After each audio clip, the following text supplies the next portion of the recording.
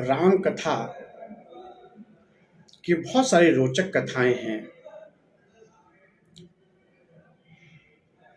वैदिक काल में महर्षि वाल्मीकि ने राम कथा लिखी।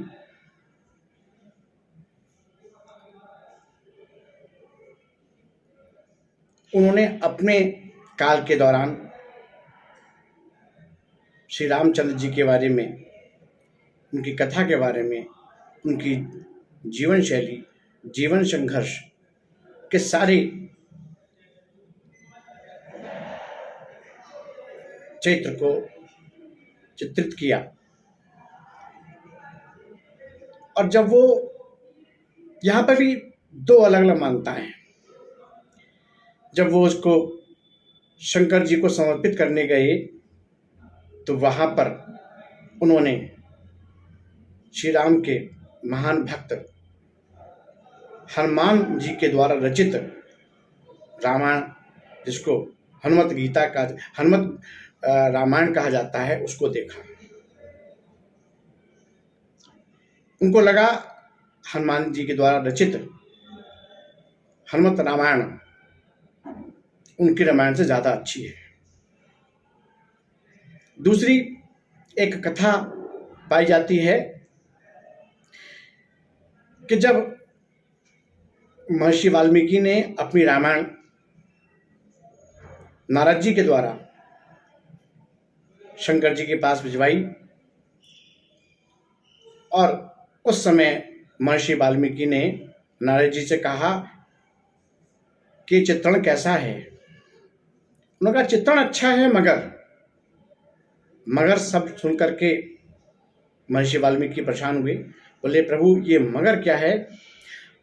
बोले मगर राम भक्त हनुमान ने जो चित्रण किया है वो ज्यादा अच्छा है। महर्षि वाल्मीकि बहुत परेशान हुए, और जब उन्होंने स्वयं अध्ययन किया तो ये पाया कि हनुमान जी के द्वारा रचित राम कथा का चित्रण उनके अपने चित्रण से ज्यादा अच्छा है। और वो दुखी होने लगे। राम भक्त हनुमान जी को जब ये ज्ञात हुआ कि महर्षि वाल्मीकि इस बात को लेकर चिंतित हैं, परेशान हैं, तब उन्होंने अपनी राम कथा, जो उन्होंने चट्टान पर नाखूनों से लिखी थी, अपने एक कंधे पर उस चट्टान को रखा और दूसरे कंधे पर महर्षि वाल्मीकि को बिठाया और समुद्र की ओर चल पड़े। और वहाँ पर ले आके उन्होंने अपनी राम कथा, जो उन्होंने अपने नाखून से शिला पर्वत पर लिखी थी, वो उन्होंने समुद्र में बहा दिया।